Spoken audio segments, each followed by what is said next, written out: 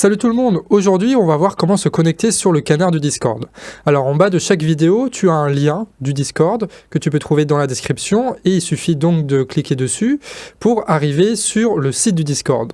Là il te demande de mettre un nom d'utilisateur et on vous recommande de mettre un pseudo, de essayer de profiter de l'anonymat, c'est plutôt chouette. Vous cliquez sur la case et vous enregistrez.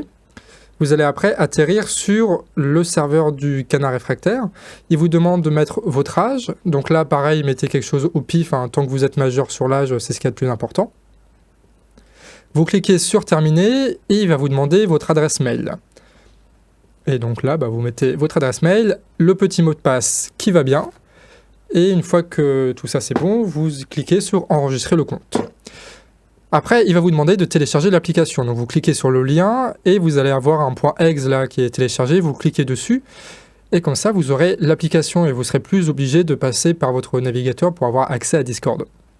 Et du coup, là, vous pouvez d'ailleurs fermer votre navigateur et il ne reste plus qu'à mettre votre adresse mail et le mot de passe pour vous connecter sur Discord avec l'application. Alors, ça c'est la page d'accueil du Discord. À gauche, vous pouvez voir tous les serveurs sur lesquels vous êtes connecté, dont le serveur du canard réfractaire. Et donc là, vous arrivez sur le salon accueil. Et c'est là, en gros, où les règles de base, en gros, faut être gentil, il faut pas faire n'importe quoi, elles sont mises. Vous cliquez juste en bas à droite sur renvoyer un email de confirmation et vous allez recevoir un email dans votre boîte mail avec un petit lien, un petit bouton sur lequel cliquer. Et ça, c'est pour être sûr que votre adresse mail que vous avez envoyée, c'est bien la vôtre. Une fois que c'est confirmé, vous avez totalement accès au serveur. Il suffit de cliquer sur la petite croix verte là en bas pour s'inscrire et voir apparaître plein de salons partout.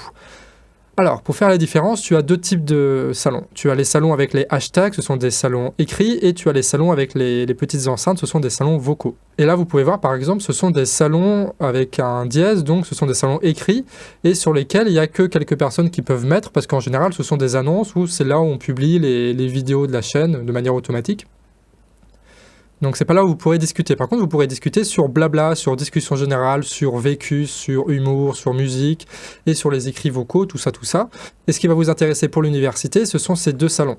Accueil et débrouille, donc tu en as un écrit et un vocal. Et si vous voulez un peu d'aide, c'est là où vous pouvez demander un peu d'aide pour vous présenter le serveur. Tu as pas mal de personnes qui seront contents de vous faire la présentation. Pour vous connecter sur un serveur vocal, il suffit de cliquer sur le serveur vocal avec la petite enceinte et vous voyez apparaître en bas à gauche, soit un micro pour se rendre muet, soit un casque, et si tu cliques dessus, ça fait que tu n'entends plus rien. Donc tu peux te connecter en coupant le micro, ce qui est pratique quand il y a plein de gens qui parlent, ou quand tu as ton micro qui a des petits bruits parasites, ce qui arrive assez souvent.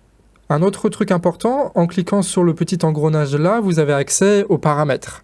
Et notamment voix et vidéo qui va vous permettre de régler votre micro, et ça c'est pratique quand tu as un micro externe, pour dire à l'application de choisir ce micro externe plutôt qu'un autre. Et vous pourrez voir aussi si le volume d'entrée est par exemple trop fort, vous pourrez le baisser, ou au contraire, vous pourrez l'augmenter. Et en cliquant sur le petit icône qui est à côté de votre nom en bas à gauche, vous pouvez changer de statut pour vous mettre par exemple à ne pas déranger ou invisible, si vous voulez être tranquille sur le serveur. Et donc là, par exemple, je me suis connecté au serveur accueil et je peux modifier et augmenter le volume d'un utilisateur, par exemple si son micro est trop fort ou au contraire si son micro n'est pas assez fort. Et je peux aussi, avec un clic droit, lui envoyer un message privé et comme ça, il n'y a que juste nous qui discutons sans qu'il y ait les autres qui nous embêtent. Ce qui peut être pratique. Donc je pense qu'on a un peu fait le tour du Discord. Évidemment, il y aura pas mal de gens qui seront prêts à vous accueillir pour vous présenter ça et répondre surtout à vos questions que vous pouvez vous poser. C'est pas forcément quelque chose de facile d'utilisation, mais une fois que tu y es et que tu as compris comment ça fonctionne, en général, tu le regrettes pas trop. Surtout quand tu as des super universités qui sont organisées. Et pour quitter Discord, il suffit pas de fermer la fenêtre. Il faut aussi aller en bas à droite pour choper le petit icône dans la barre des tâches et faire quitter et comme ça, tu es plus du tout sur le Discord. En tout cas, j'espère que ça vous a plu cette petite présentation. Tout ça, ça a été fait avec le Discord, évidemment.